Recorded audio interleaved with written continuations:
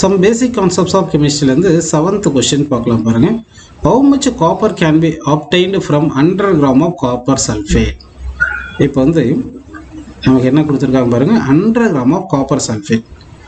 So இந்த 100 gram of copper sulfateல இருந்து நமக்கு எத்தனை கிராம் ஆஃப் காப்பர் கிடைக்கும்னு கேட்டிருக்காங்க. அப்படின்னா காப்பர் சல்ஃபேட் வந்து பிரேக் ஆனால் என்ன ஆகும்னா காப்பர் 3+ SO4 3- கிடைக்கும்.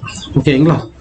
இங்கே பாருங்கள், இந்த ஈக்குவேஷன் வந்து நமக்கு என்ன புரியுது, 1 mole of copper sulfate gives 1 mole of copper அப்படின்னு கிடைக்குது. சரிங்களா? அப்படின்னா இப்போ வந்து first molar mass of copper sulphate கண்டுபிடிப்போம். இப்போ மோலார் மாஸ் ஆஃப் காப்பர் சல்ஃபேட்டுக்கு என்ன ஃபார்முலா பார்த்தீங்கன்னா, மோலார் மாஸ் ஆஃப் காப்பர் சல்ஃபேட்டுக்கு வந்து காப்பருடைய மோலார் மாஸ் வந்து 63.5 கரெக்டுங்களா? அடுத்து இந்த சல்ஃபருக்கு எவ்வளோ மாஸ் பார்த்தீங்கன்னா வந்து 32. ஓகேங்களா? 32. அடுத்து வந்து 32.0 போட்டுக்கலாம். அடுத்தது ஆக்சிஜன், 4 ஆக்சிஜன் இருக்குது. அப்போ ஆக்சிஜன் 4 ஆக்சிஜனுக்கு என்ன வரும், ஒரு ஆக்சிஜனுக்கு 16 வரும். 16 × 4 போட்டுக்கலாம். அப்படின்னா என்ன கிடைக்கிது பாருங்கள், 64 போட்டுக்கலாம். ஓகேங்களா?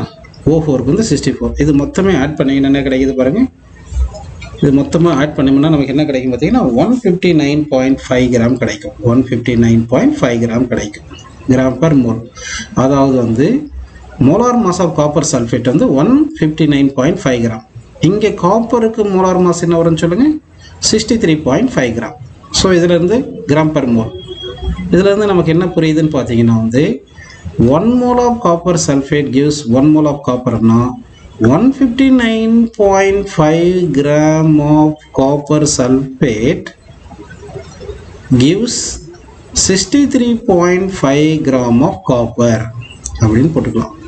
இதில் இருந்து இந்த 159ல் இந்த ஈக்குவேஷனை டிவைட் பண்ணோம்னா 159ல் டிவைட் பண்ணிங்கன்னா என்ன கிடைக்கும் பாருங்க, 1 gram of copper sulfate gives 63.5 gram divided by 159.5 gram of copper கிடைக்கும் அப்படின்னு எழுதிக்கலாம். நமக்கு வந்து என்ன கொஸ்டின் கேட்டிருக்காங்க, 100 gram of copper sulfate gives how much copper தான் கேட்டிருக்காங்க. அப்படின்னா போத் சைடு இந்த ஈக்குவேஷன் 100ல் மல்டிப்ளை பண்ணுங்க.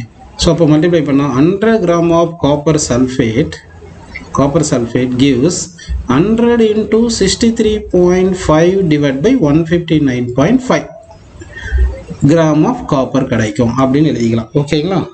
சரி, இப்போ வந்து நம்ம என்ன பண்ணலாம், இதை டிவைட் பண்ணலாம். இதை டிவைட் பண்ணிங்கன்னா நமக்கு நியர்லி எவ்வளோ கிடைக்கும் அப்படின்னு பார்த்தீங்கன்னா வந்து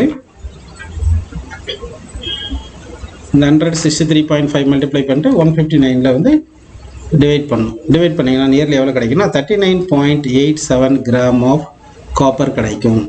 ஸோ அப்போ என்ன புரியுது, 100 gram of copper sulphate from this we can get 39.87 gram of copper கிடைக்கும் நமக்கு புரியுதுப்பா.